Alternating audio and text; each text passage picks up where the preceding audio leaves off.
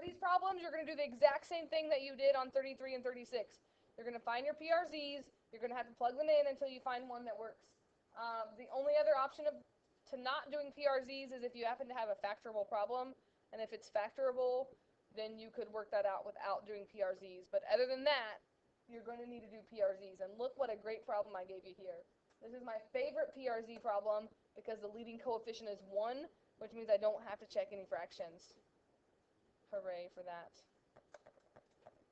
You with me, Bryce? So, to start these problems, just like 33 and 36, I'm going to do my PRZs, which means factors of the constant, plus or minus 1, plus or minus 3, plus or minus 9.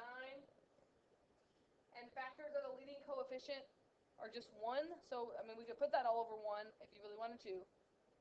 But it's really just the same thing, right? It's plus or minus 1, plus or minus 3, plus or minus 9. You've got to find 1 to work, just like yesterday.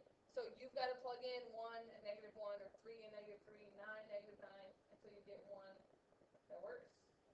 So let's just see. I really always hope that 1 works. Does it work on this one? If I plug 1 in, I get 1 plus 3 minus 3 minus 9. No. If I plug in negative 1, I get negative 1 plus 3 plus 3 minus 9. No. If I plug 3 in there, if I can do some math in my head here, 3 to the third is 27, and 3 squared is 9 times 3 is 27, minus 9 minus 9. Oh, look at those same numbers that didn't cancel out. Feel like negative 3 might be the one. I plug negative 3 in there, I get negative 27 plus 27 plus 9 minus 9. Every time you just got to do it. You just have to plug them in, whether you do it by hand or you use your calculator, which I know most of you will do. You have to just go through and find it. Like, there's not really a shortcut for that. So because this equals 0, just like yesterday, I can say I have a 0 at negative 3. Unlike yesterday, if you check 9 and negative 9 and they both don't work, it doesn't necessarily mean you're done, because I want all the real zeros, which means I want irrational ones too. So I might have an answer of like 1 plus or minus the square root of 7. So when you find your 1, 0, you must divide it out and see what's left. All right, so after you find your first 0, we're going to divide it out using synthetic division. 1, 3, negative 3, negative 9. And see what's left. And this is why I said yesterday, that's how I always do it, even if it just asks me for the rational ones, because you have to do it now. So that way you don't have to remember like 2 different ways to do the same problem. 1 times negative 3 is negative 3. So that would be 0 times negative 3 is 0. Negative 3 times negative 3 is positive 9, and that's my remainder.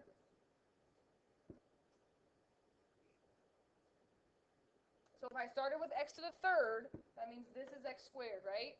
So this would be x squared minus 3. Set that equal to 0, and solve it to get your other zeros. The only time you get to stop is if it's imaginary, because they don't care about the imaginary zeros right now.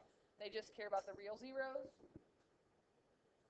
And this one's really easy to solve. Sometimes you might have to complete the square or do the quadratic formula, but on this one, all I have to do is add 3 over, take the square root of both sides, and I get x equals plus or minus the square root of 3. But don't forget the original answer. Which one also worked? Negative 3, which means this graph crosses the x-axis 3 times. One really nice negative 3, and the other 2 places it crosses is at plus or minus radical 3. So it's really only adding that one extra step that you have to give me the irrational ones as well. We could have crammed that in yesterday, right? I got one more of these you can do, or get started at least without me. Who has a question about that? These just take a lot of paper, especially if you end up guessing a lot of numbers here.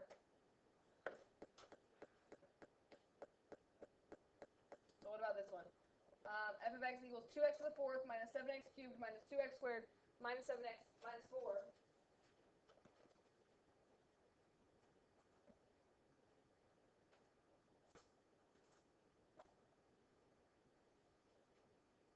This one's about as awful as it can get. I'm not going to give you any higher than the fourth power on your homework or a test.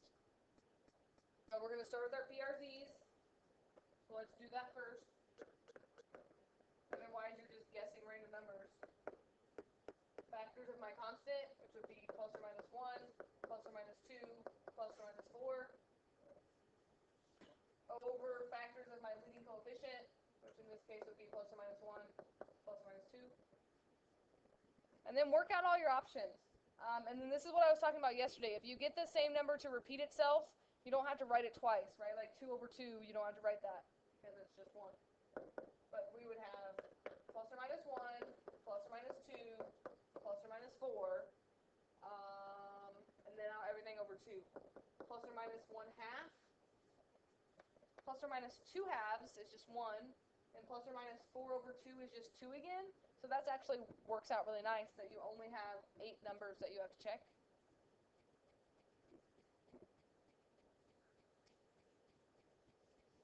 And then the fun part begins. We have to just plug them in and see what happens. And this is where, especially for small numbers, I'm almost better at doing it without a calculator, because with the calculator you have to make sure, especially with negative numbers, that you have your parentheses all right. So I just tend to, unless it's really big numbers, I just kind of show it on my paper here, because that would just be 2 minus 7 minus 2 minus 7 minus 4. And I don't really even look at the answer. I just see that there's way more negatives than positives, so I know it doesn't work. And then I don't have to actually plug that all in. And if I plug in negative 1, I would get 2 plus 7 minus 2 plus 7 plus 4.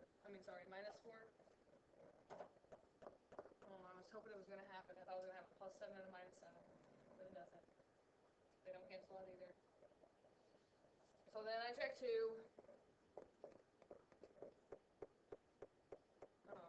2 to the fourth is 16 times 2 is 32. Minus 2 to the third is 8 times 7 is 56. 4 times 2 is 8. I feel like this is just going to be really negative also. Do you agree with me on that? Minus 14 minus 4. Sue's not looking so good. Anybody found one yet?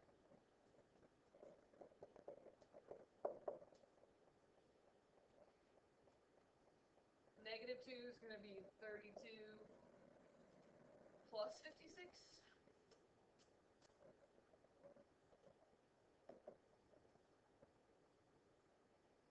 Minus 8 plus 14. This looks like it's going nowhere. Minus 4. I think I'm about to start a fraction trying. Because that looks like it just gets really negative, and then it just gets 2 positive. I'm going 1/2. You got one? What did you? Oh, there might be 2 for ones that work. What did you find that work? Oh, see, let's go with 1, and then we'll go back, because there might be 2 of them that work. What did you get? 4. All right. So, right, and it's just taking time to do it. I like to show you this because to show you that this is kind of what you should be doing. It shouldn't just be like right away that you get it to work. But if 4 equals 0, then that means that x equals 4 is one of my answers. Don't forget it later. But the tricky part about this one, and so you're probably right as well, we're just jumping ahead here. When we divide this out, 2, negative 7, negative 2, negative 7, negative 4, we should get a remainder of 0.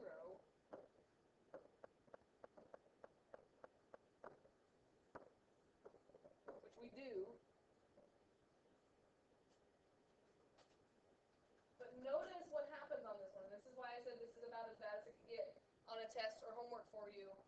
because when we write this out, we started with x to the fourth, so now what do we have? X to the third. So we have 2x to the third plus 1x squared plus 2x plus 1. And for the most part, are we usually able to solve that equation? Can we factor, complete the square, quadratic formula when it's x to the third like that? Not usually, right? Which means you have to keep guessing, right? So that's where I've already checked most of these, and that's where we could do our PRZs again, factors of 1 over factors of 2, but we have someone that already gave us the answer here, that negative 1/2 worked, right? But if we wouldn't have known that already, we would have to keep guessing, because we have to get down to a quadratic. Does that make sense to what I'm saying there? The only other option, which I'm just going to throw out there, because sometimes people notice it, is sometimes you could do factor by grouping. So just looking at this one, you see how maybe you could take an x squared out of both of these? You could take nothing out of this one, and maybe that factor by grouping would work. Just throwing it out there. Sometimes it works. But I just keep guessing usually, but I'm going to do the shortcut method that she already told us that negative 1/2 works. So I'm going to factor that out again. The good news is we checked already almost all of them, so you only had 3 other ones to check anyway. But you now can use this smaller function. You want to get down to x squared. So if I ever gave you an x to the 5th, which I won't, but if I gave you an x to the 5th, you'd have to find 3 zeros before you could factor, because you have to get it down to a quadratic. That's why x to the 4th is the most that we ever give you. So let's see if that works. So we bring a 2 down. 2 times negative 1/2 is negative 1. So then that's 0. And then that's 2 times negative 1/2 is negative 1. So that's why they both got numbers that worked, because they were 2 rational zeros. Okay? So what are our answers that we have so far? We have x equals 4, x equals negative 1/2, and now we can say 2x squared plus 0x plus 2 equals 0, and now we could solve that. With me on that? Sometimes the math class today. Definitely it takes up a lot of paper sometimes. But what happens on this one when I try to solve it? I get 2x squared equals negative 2. So x squared equals negative 1. What happens when we take the square root of that? Yeah, we get an imaginary, which right now in section 2.4, they say just give me the real answers. We've already been in algebra 2, and we already know that's really plus or minus I, but they don't care about that right now. When you look in the back of the book, the only real answers, I'm going to put not real, are these two. So that's the only 2 answers that you would give me. If this would have been a positive one or some other number, then you could have actually had 4 answers on this, but in this case, 2 of them are imaginary answers. Okay? The good news is you don't have much homework tonight added on to this, so if for some reason you didn't do last night's homework, then you need to catch up on that. But I think 51 and 54 is all you have to do tonight. But both of them say find the real zeros. 51 is a 3rd power, like our first example.